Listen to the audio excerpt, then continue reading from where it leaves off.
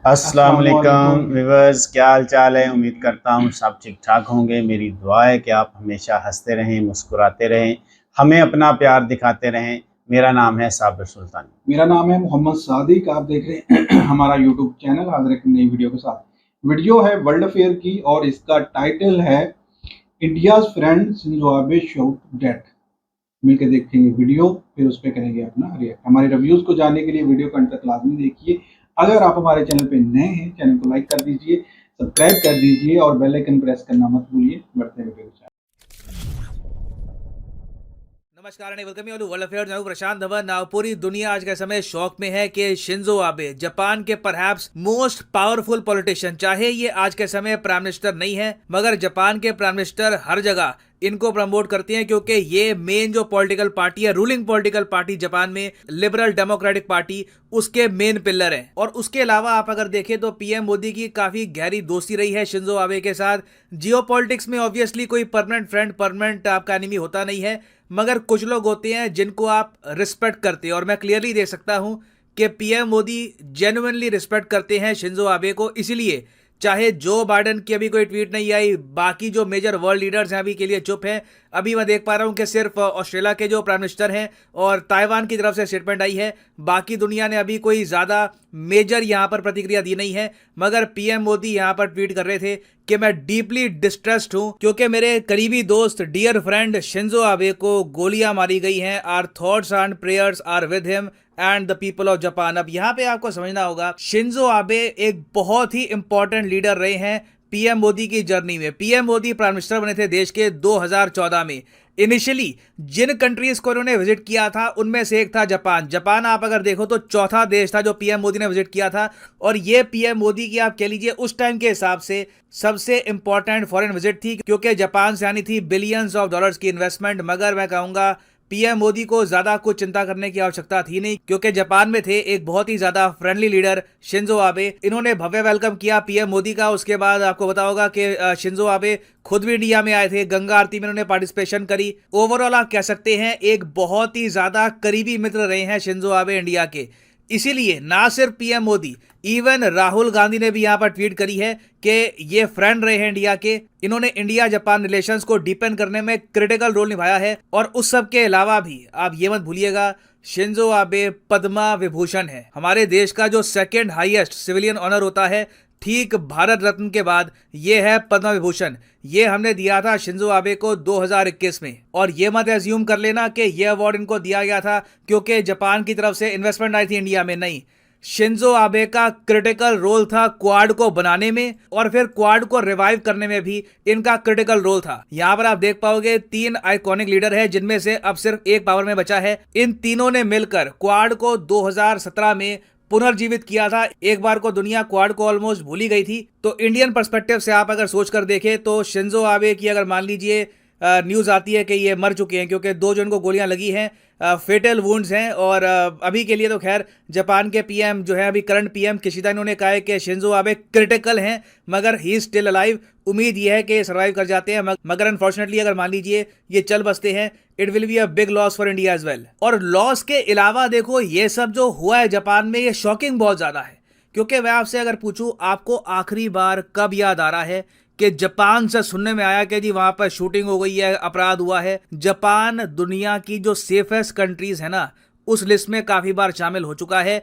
आपने काफी बार डॉक्यूमेंट्रीज में देखा होगा, जापान के कई मोहल्ले, कई इलाके इतने ज्यादा सेफ हैं कि पेरेंट्स काफी बार अपने बच्चों को स्कूल खुद ही भेज देते हैं। उनको इतनी श्योरिटी होती है कि कोई यहाँ पर अपहरण नहीं होगा, हमारे बच्चे बिल्कुल सेफ है। पुलिस को भी यहाँ पर इतनी टेंशन नहीं होती कि कोई वायलेंस होगा या फिर कुछ अपराध होगा। और उस सब के अलावा आम आदमी के हाथ में जापान में बंदूक जाती भी नहीं है।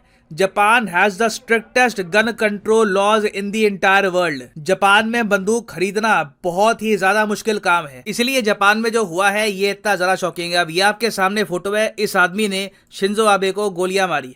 अब ये आपके सामने दिख रही है जो ये बंदूक है, ये इसने कहीं से खरीदी नहीं है। ये इसने घर में बैठकर आप कह लीजिए कुछ पुर्जे जोड़कर एक बंदूक बनाई है। अब यहाँ पे आप कहोगे एक आम इंसान ऐसा कैसे कर सकता है? ये एक आम इंसान नहीं है, ये जापान की नेवी में सर्व कर चुका है। तो घर में बैठकर इसने कुछ पाइप्स जोड़ी होंगी, 3D प्रिंटर से इसने जो ये गन के नीचे का जो पार्ट होता है ये बना दिया होगा, और टेप सी लगाकर ये इसने तैयार कर दी एक जापानीज इंजीनियरिंग वाली बंदूक। वेरी टू बी ऑनेस्ट, हमारे यहाँ जो यूपी बिहार में बनते हैं कट्टे, इससे ज़्यादा ही बढ़िया ही होते हैं, मगर ये आदमी ने ये सब बना ली और जापान के पूर्व प्राइम मिनिस्टर को गोलियां भी मार दी, इससे 2 गोलियां मार दी। और यहाँ पर आप देख पाओगे ये वीडियो है जब ये गोलियां लगी थी। इनिशियली क्या था, जापान के पूर्व प्राइम मिनिस्टर के एक बॉडीगार्ड ये खुद डर गए थे, क्योंकि अगेन आपको समझना होगा जापान का कल्चर कंप्लीटली डिफरेंट है। इन्होंने खून खराबा, दंगे, ये यहाँ पर सिक्योरिटी को थ्रेट इनके यहाँ दूर दूर से होता ही नहीं है। मैं ऑलमोस्ट, मुझे हैरानी थी कि सिक्योरिटी गार्ड जब पहली गोली लगी, सिक्योरिटी गार्ड ही हिल गए, क्या हुआ क्या हुआ। किसी ने सोचा नहीं था कि शिंजो आबे एक छोटी सी गैदरिंग है, वहां पर भाषण देने के लिए जा रहे हैं, अपने सपोर्टर से मिलने के लिए जा रहे हैं, अचानक से नौसेना का कोई आदमी आ जाएगा, गोली मार देगा। No one in their wildest dream thought about this. अब यहाँ पर आपका क्वेश्चन आएगा कि शिंजो आबे ने ऐसा क्या कर दिया कि नौसेना का एक पूर्व वेटरन इसने गोली मार दी, यहाँ पर ऐसा क्या हो गया? देखिए, जिस आदमी ने मारा है शिंजो आबे को, इसका नाम है यामागामी। ये गामी नहीं, यामागामी, कंफ्यूज मत कर लेना। ये 41 ईयर्स का है और इसका कहना ये है कि ये बहुत डिससेटिस्फाइड था शिंजो आबे से। अब शिंजो आबे वैसे आज के समय पीएम तो है नहीं जापान के, मगर जैसे मैंने आपको बताया पावर काफी हद तक यही संभालते हैं, और उससे पहले भी जापान के पीएम ही रह चुके हैं बहुत लंबे समय तक। तो ये कह रहा था कि इनकी नीतियों से, जिस तरीके से इन्होंने कंट्री को हैंडल किया है, उसको लेकर ये काफ़ी ज़्यादा नाखुश थे। अब देखिए, जापान दूर से आप अगर देखिए ब्यूटीफुल कंट्री लगता है, एनिमे है, उनका पॉप कल्चर है, दुनिया भर में उनका इन्फ्लुएंस है। इंडिया जैसी मेजर इकोनॉमीज को ये लोग लोन देते हैं, सॉफ्ट लोन देते हैं, अपने आप में it is a proud country. मगर रियलिटी ये भी है कि जापान का जो सोशल फैब्रिक अब बन चुका है, लोग यहाँ पर बहुत नाखुश हैं। आप देखोगे जापान में सुसाइड रेट्स बहुत ज़्यादा हैं, लोग बहुत ज़्यादा खोखला महसूस करते हैं। आप कह लीजिए जो अभी एक नया सा जापान बन गया है, जो अपनी रूट से काफ़ी दूर आ चुका है, लैंग्वेज ऑफ कोर्स अपनी वही यूज़ करते हैं ये, मगर जो इनका एक रहने का तरीका था, फैमिली स्ट्रक्चर था, उससे ये लोग बहुत बहुत ज़्यादा दूर आ चुके हैं। और इसलिए आपने देखा होगा over the years Japan times ने ही ऐसे आर्टिकल पब्लिश किए हैं कि जापानीज इतने ज्यादा नाखुश, अनहैप्पी क्यों होते हैं ये। तो इसके देखिए बहुत से रीजन है। पहली बात तो ये वर्कलोड बहुत ज्यादा है आम जनता पर। जापान के लोगों को कई घंटों तक काम करना पड़ता है। कई लोग हैं यहाँ पर वो काम के बियॉन्ड अपनी लाइफ जरा एंजॉय कर नहीं पाते। इन्फ्लेशन यहाँ पर लगातार बढ़ी है पिछले कुछ सालों में। उसके अलावा जापान की जो आबादी है वो भी तेजी से क्रैश कर रही है। बताया जा रहा है कि जापान इसी स्पीड से अगर चलता रहा तो आराम से इनकी आबादी आने वाले कुछ दशकों में आधी भी हो सकती है। It can very much happen. इसलिए अब जापान ये भी सोच रहा है कि ये लोग भी यूएस की तरह, यूरोप की तरह बाहर के देशों से लोग इनवाइट करेंगे अपने कंट्री में ताकि पॉपुलेशन स्टेबल रहे। तो यामागामी ने शिंजो आबे को गोलियां क्यों मारी है, इसका कोई प्रॉपर रीजन अभी हमको पता नहीं है। इसने बस यही कहा है कि मैं नाखुश था शिंजो आबे से। तो नाखुश होने के देखिए बहुत रीजन हो सकते हैं जापान में। एज ए पॉपुलेशन ही काफी हद तक यहाँ पे अनहैप्पीनेस आपको बहुत ज़्यादा मिलेगी। Of course world happiness index में जापान की रैंकिंग काफी अच्छी होगी, बट ओवरऑल सिचुएशन इनकी सोसाइटी में काफी ग्रिम है। तो जापान के लिए देखिए ये एक बहुत ही ज्यादा सीरियस इंसिडेंट होगा। ये मेरे हिसाब से इनकी सरकार को जांच पड़ताल करनी चाहिए कि ऐसा क्यों हो गया। हमारे नेवी के वेटरन जो पेट्रियोटिक होते हैं, देश प्रेमी होते हैं, ये अचानक से अपने पूर्व पीएम को गोलियां क्यों मार रहे हैं। उसके अलावा मेरे हिसाब से देखिए अब टाइम आ चुका है दुनिया भर में 3D प्रिंटर्स पर कहीं ना कहीं हमको रेगुलेशंस कसनी होगी। यूएस में मैं देख रहा था कि वो लोग 3D प्रिंटिंग से बंदूकें बना लेते हैं, वो भी काफ़ी एडवांस लेवल की गन्स। तो 3D प्रिंटर से वेपन्स जो बनाए जा सकते हैं, ये एक बहुत ही बड़ा डेंजर है। इससे इंडिया में भी कल को कोई सिक्योरिटी थ्रेट खड़ा हो सकता है। तो आई होप कि security agencies in the future 3D printer से जो भी हथियार बन रहे हैं उस पर नजर रखे और कहीं ना कहीं रेगुलेशन लाए कि जो लोग भी 3D प्रिंटर ले रहे हैं उन पर भी अकाउंटेबिलिटी बनती है कि उनका 3D प्रिंटर कैसे यूज किया जा रहा है, उसके बारे में उनको पता होना चाहिए। और जब मैं ये वीडियो खत्म कर ही रहा था, बस 1 मिनट पहले ये डेवलपमेंट आई है। अब ये बात कन्फर्म हो चुकी है, शिंजो आबे नहीं रहे। बिल्कुल 1 मिनट पहले ही नरेंद्र मोदी जी ने ट्वीट करी है, मैं शॉक्ड हूँ and I am saddened beyond words at the tragic demise of my dearest friends. और मैं समझ सकता हूँ एक जेन्युइन यहाँ पर एक दोस्ती थी दोनों के बीच में एंड इट्स सैड। ये बिल्कुल एक ग्लोबल स्टेट्समैन थे, एक आउटस्टैंडिंग लीडर थे, रिमार्केबल एडमिनिस्ट्रेटर थे। He dedicated his life to make Japan and the world a better place. और बिल्कुल यहाँ पे आप देखोगे डॉक्टर ए जयशंकर साहब ने रीट्वीट भी किया है इसको। This is quite sad, this is quite sad Indeed. और फाइनली यहाँ पर मैं ये भी ऐड कर दूं कि 8 जुलाई तक एक स्पेशल ऑफर चल रहा है यूपीएससी एग्जाम्स के लिए। सिंपली आपको जाना है कमेंट सेक्शन। जी तो व्यूअर्स, वीडियो हमने देखा। वीडियो एक सैड न्यूज़ है। जो शिंजो आबे, जो जापान के साबका लीडर हैं, उनको दिन दिहाड़े गोलियां मार दी गई।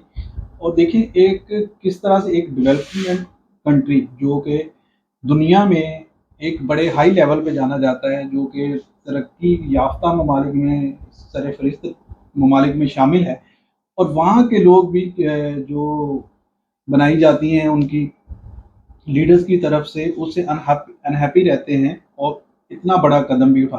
तो दहशतगर्दी का कोई भी मजहब नहीं है। ये किसी भी शख्स में, किसी में ज़ाती सोच में ये पाई जा सकती है। ये किसी ग्रोह की तरफ से भी हो सकता है।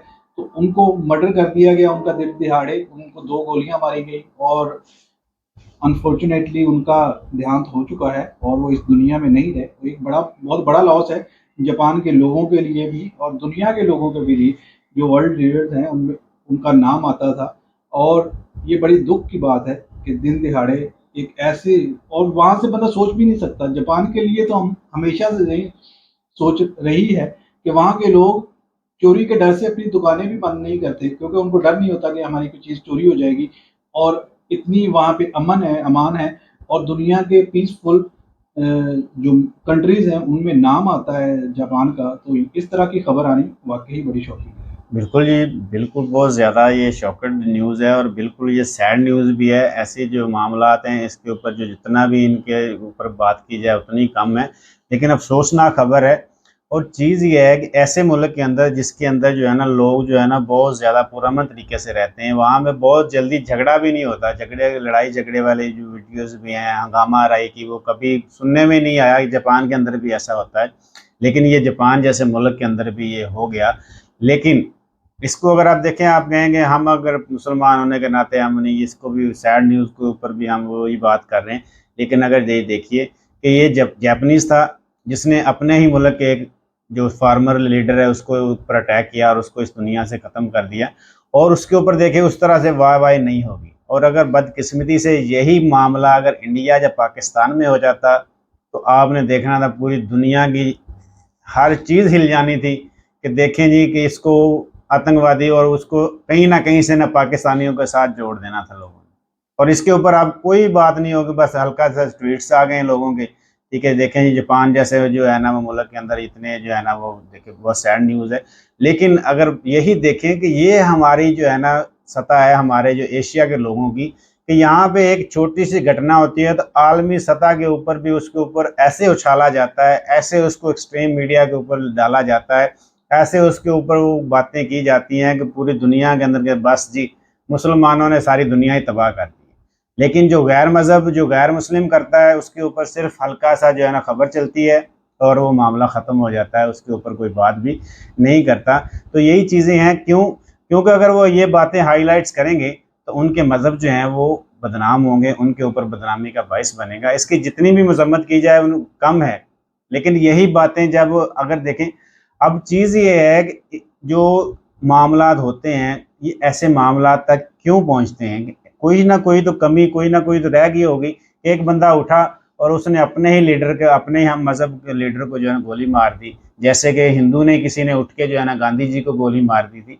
तो कोई ना कोई तो उनके दिमाग में भी कोई ऐसी बात हुई होगी जिसकी वजह से वो इतना इंतहाई कदम जो उठाने पर वो मजबूर हो गए।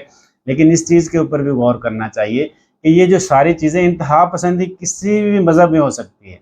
जो इंतहा पसंदी है उसको सिर्फ इस्लाम से जोड़ देना यह भी अच्छी बात नहीं है। इस्लाम एक पुरअमन मुल्क है, वो हमेशा अमन का दर्स देता है।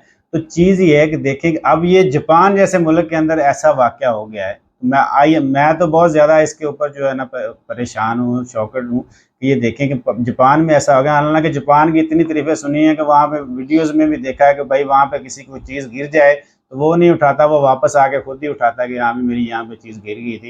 लेकिन वहाँ के ऊपर फार्मर जो है ना, प्राइम मिनिस्टर, उसको जो है ना गोलियाँ मार के, और गोलियाँ भी उसने जो है ना मैनवर बनाई हैं अपने तरीके से। और जापानीज़ ने बताया कि हम देखें कितनी तरक्की कर चुके हैं कि कि हमने अगर किसी को मारना हो, हमें कोई बंदूक ना दे तो हम खुद भी बनाकर उसको मार देते हैं। तो इसके ऊपर देखिए, चीज़ें को देखना चाहिए, सोचना चाहिए कि आज दुनिया क्यों इतनी इंतहा पसंदी की तरफ जा रही है, अमन की तरफ क्यों नहीं आ रही। जो पुरअमन मुल्क है वहाँ पे भी ऐसे वाक़यात होना शुरू हो गए हैं, तो कहीं न कहीं कोई ना कोई तो गलती हो रही है। इसमें ये भी आ सकता है कि देखें वहाँ पे जो डिप्रेशन है कि वहाँ पे आबादी के ऊपर बहुत ज़्यादा पाबंदी लगी हुई है, ठीक है। अब उनको भी वहाँ से पाबंदी उठानी पड़ेगी, जैसे चाइना ने हटा ली है, अमेरिका ने भी हटा ली है, रशियन ने सबसे पहले हटाई। तो पहले वो कहते थे जी 2 बच्चों से ज़्यादा जो करेगा वो उसका वो सजा देते थे उसके ऊपर, लेकिन अब वो देखिए उनकी आबादी तेज़ी से कम हो रही है, तो अब वो इसकी तरफ आ रहे हैं कि पूरी दुनिया से जो है ना वो आगे जाएँ। तो इसके ऊपर भी देखना चाहिए कि हम देखें जितने भी ये सारी चीज़ें हैं, इसके ऊपर अगर हम गौर करें तो सारे के ऊपर देखें तो इसके पीछे यही निकलता है, हर इंसान को पुरअमन रहना चाहिए, इंसान को जो है ना अपने आप को सँवारना चाहिए, अपने आप को बेहतर करना चाहिए। अगर हम सब अपने आप को ठीक कर लेंगे तो कोई भी ख़राब नहीं रह जाएगा, दुनिया में अमन कायम हो जाएगा। लेकिन इंसानियत के अंदर एक फ़ितरत भी है कि उसके अंदर इंतहा पसंदी भी है, उसके अंदर जो पुरअमन भी रहता है, उसकी तबीयत के अंदर शामिल है।